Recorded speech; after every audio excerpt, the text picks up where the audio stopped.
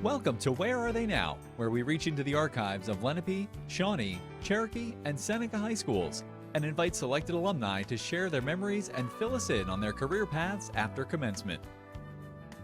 Since Lenape's first graduating class in 1961, Shawnee's in 1972,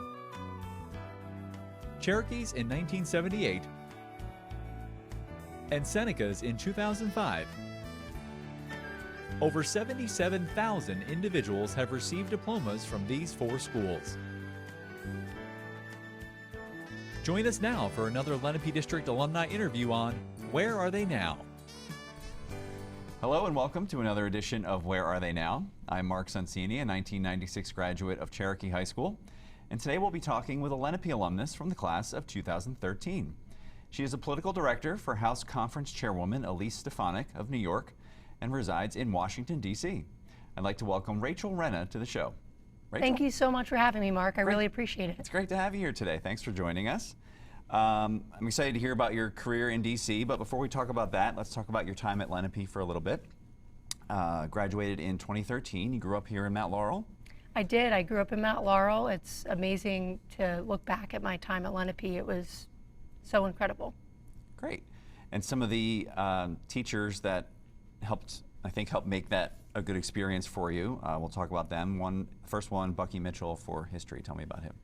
Bucky Mitchell. I always loved history, so I was excited to be in history class. He was very intimidating at first, but as you got to know him, you just, fell in love with him as a teacher. He just was so inspiring, and it really further kind of inspired me to go down the political route. We still stay in touch on Facebook, and he was just an incredible person. Good. And you mentioned he was tough but fair.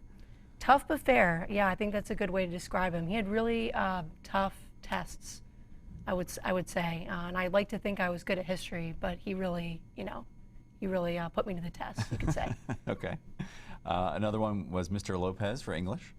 Mr. Lopez was a terrific teacher. I always loved to write. He had a creative writing class, I think it was my junior year, which I still actually have some of the poems I wrote in his class. I keep them in a journal, so very cool. He's been a real inspiration to me as well. Good.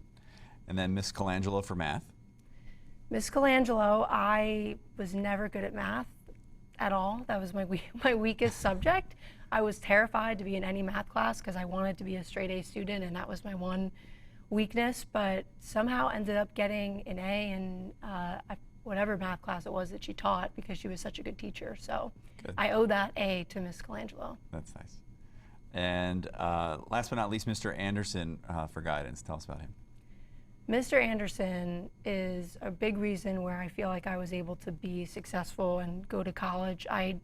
My dad went to college, my one uncle did, but not a lot of my other family members went. So it was very confusing time and stressful time when you're a junior, senior in high school, sure, trying to chart the rest of your life out. And he was always just a sounding board and provided incredible advice that ended up, giving me the confidence and the tools that I needed to go off to college and continue. Good. Tell me about some of the activities you did here at Lenape. I know you did swimming. I did swimming, and actually my swim coach was Mr. Andre Lopez, so that's why I was really close to him. And I had never swam before. Okay. Starting to swim when you're 15, 16 is probably a little late. Right. But I always loved to swim, so the fact that I got the opportunity to do it and to be on, varsity and try out different strokes, it was fun, and it kept me in probably the best shape I'll ever be in my life. So I miss that. Okay. And some other special memories from Lenape. I know you enjoyed Spirit Days and dressing up and the prom. Tell me about those things. Spirit Days were always the most fun days of the year. I hope they still have some form of Spirit Days, because you get to dress up. It's just a whole day of activities. I don't know if there's any classes that go on Spirit Days, so that was always really memorable for my friends and I. And prom obviously is one of the biggest memories anyone has in high school. We had a beautiful day, got to celebrate and take pictures, and you walk across the stage here, and those are things that really kind of stick with you. So I'm grateful for those memories here at Lenape. Now you mentioned prom, you had a beautiful day. Your graduation was a little bit of a different story. Tell us about that.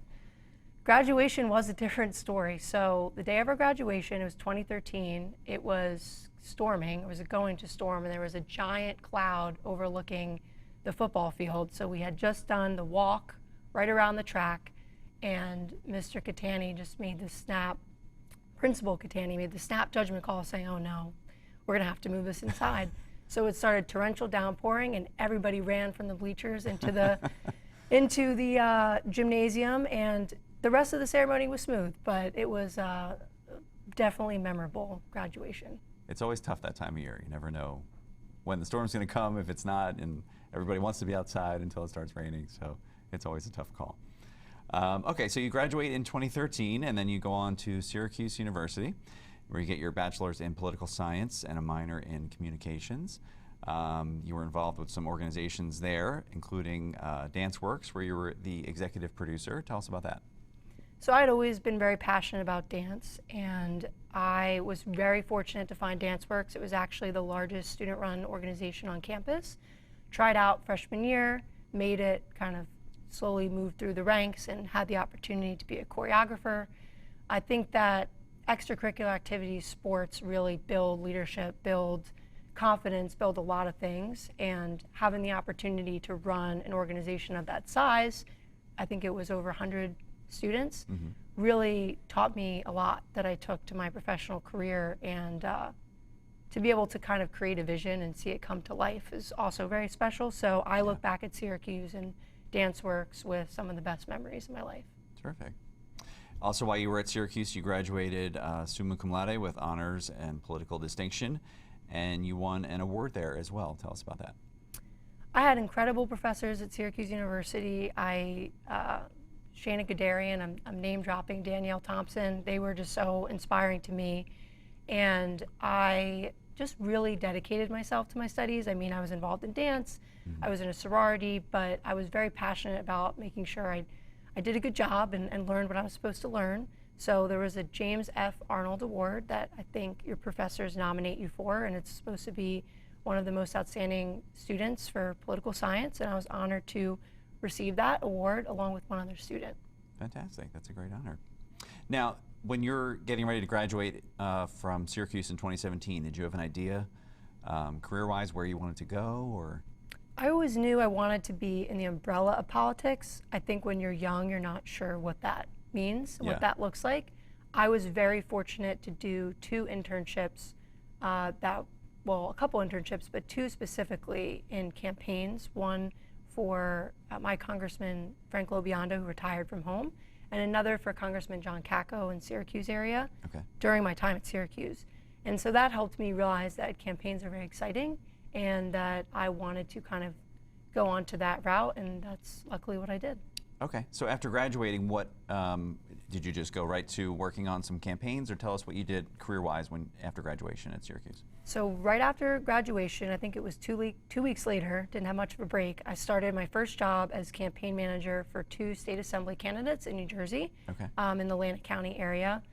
Such good experience to jump into kind of a leadership role at that age, and wasn't successful, unfortunately. Tough year, 2017, but that really helped prepare me for my next role, which was to manage a congressional race back not too far from Syracuse, for a member of Congress, Congresswoman Claudia Tenney, which was great, terrific experience. You know, again, you learn so much on the campaign trail that you can't learn in a classroom. So from there, I kind of kept on the campaign route and staying the course.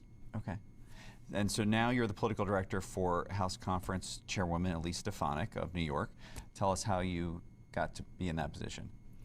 So it's very full circle that I get to work for Chairwoman Stefanik, because I still remember when my dad sent me an article saying the youngest woman ever elected to Congress, which was Elise Stefanik. And he said, oh, you should, run for Congress. And I said, no, one day I want to work for Stefanik. And so it was always a goal of mine. She was the youngest woman elected, which was wonderful to see, very inspiring. And her goal was to elect more women to Congress herself. So I got to know her a little bit through my one role in New York, because she's also a member from New York.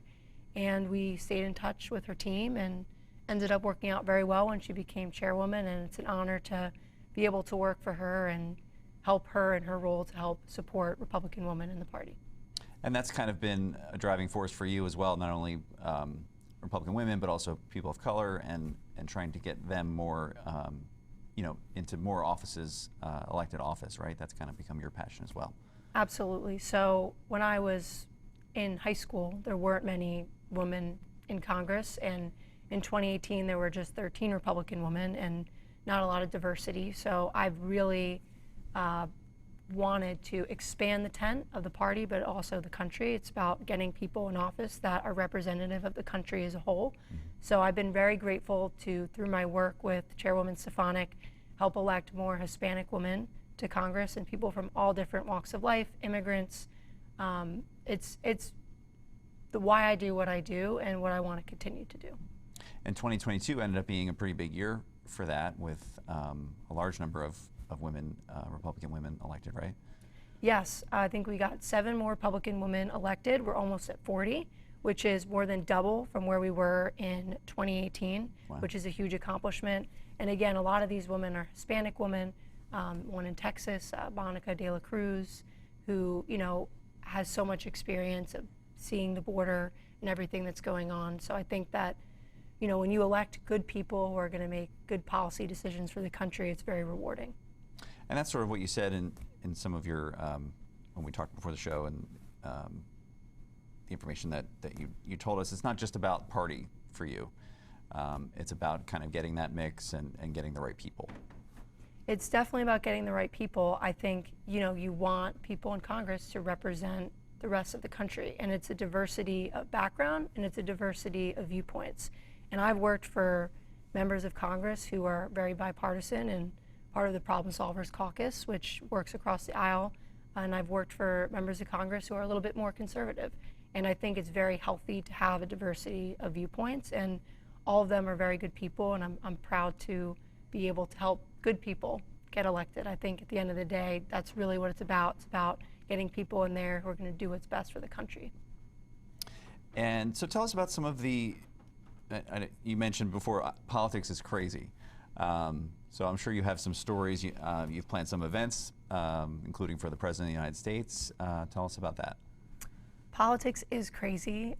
There's probably no other career path similar to the amount you juggle and quick deadlines and turnarounds. Mm-hmm. When I was the campaign manager for Congresswoman Claudia Tenney, we got a call that the President of the United States was going to come, potentially, for her. And from that call to the point he came was 9 days. Okay. So we had 9 days to plan an event with the President of the United States.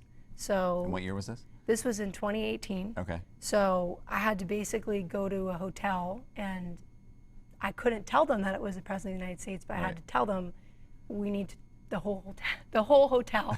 Essentially, we need your ballroom, we need almost every room you have, and we couldn't tell them what for. And dealing with the Secret Service, and the Secret Service gets off the plane and they say, tell us how the event's going to go. Mm-hmm. And I've only had 24 hours to plan the event at 22 years old for the President of the United States.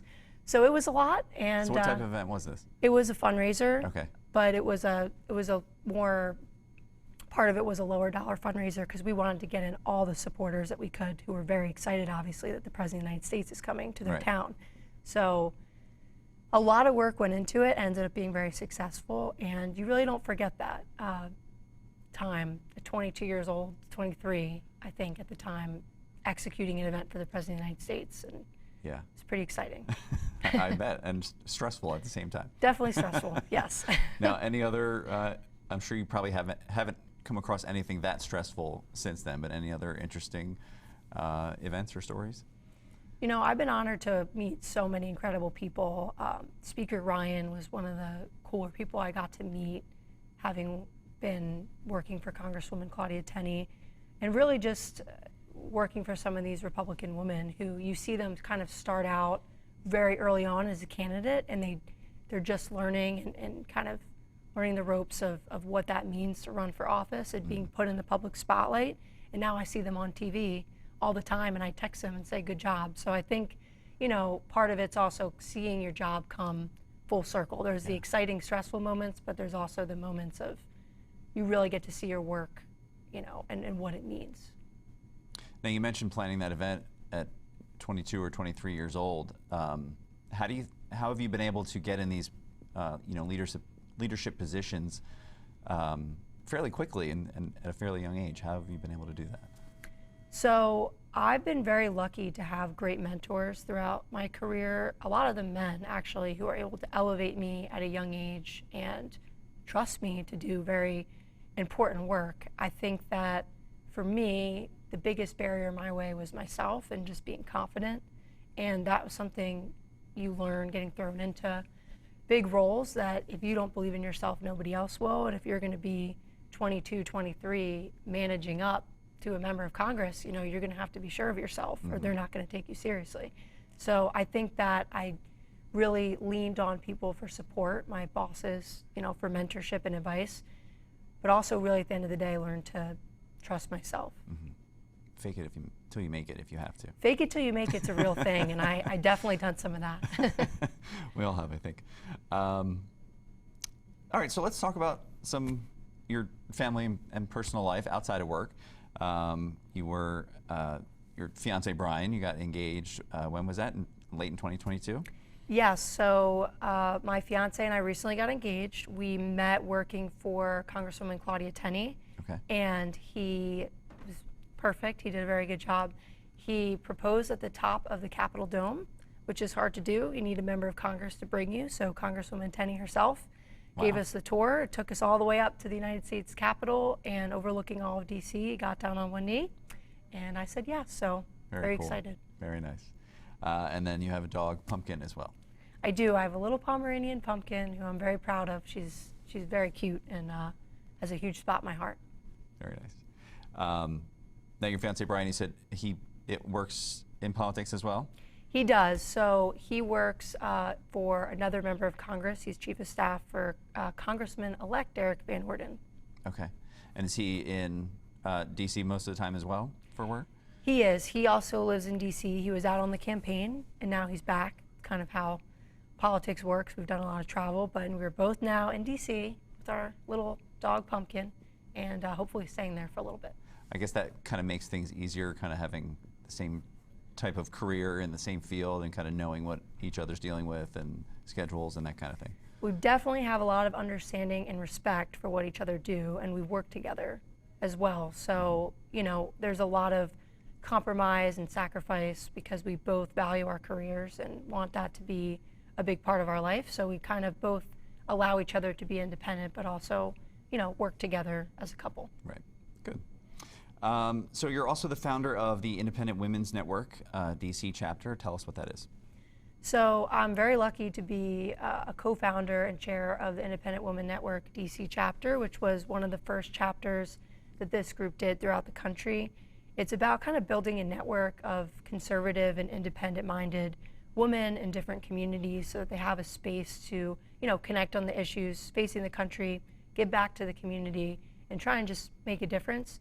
So I'm proud to found that. We have over 200 members, which is very exciting because we've only been less than a year in the making. Mm-hmm. And it's really rewarding to be able to help young women who are looking for jobs and kind of trying to connect them with other people who are a little farther along in their careers. Right. And just really kind of create this space where people can connect in an industry like politics, where it's very cutthroat. To have women support other women is very important. Terrific. So let's talk about outside of work. What do you like to do for fun? When I'm not working, which is a lot of my time, I do enjoy cycling. Indoor cycling is very fun. And I still try and dance once in a while. I try and keep up with it. I also like to write still, so kind of a little bit of a nerd and read and write. Do you find that's like an outlet for you, for your stress? It's definitely an outlet. I write a lot for my job, but being able to write creatively, poetry, that kind of a thing is a de-stressor. Yeah, definitely. So what kind of plans for the future? Is this sort of the role you want to stay in, or do you have other aspirations? What are you thinking? I'm super honored to be in my role now for Chairwoman Stefanik, being able to support women who are running for office and other veterans, people of color, it remains my passion to still be able to do that. There's still more work to be done to expand the party and expand who we're looking at, who are representing us. So I think that it would be nice to have a woman president. That would be pretty cool. Yeah. So I hope to be part of that one day. Terrific. That's awesome. Well, Raychel, it's been great catching up with you, and we wish you congratulations on all your success since your time at Lenape, and thanks so much for joining us here today. Thank you, Mark. I really appreciate it. Great having you. And that's all for this episode of Where Are They Now? For other Lenape District alumnus interviews, check us out online at youtube.com/Lenape District TV. Thanks for joining us, and we'll see you next time.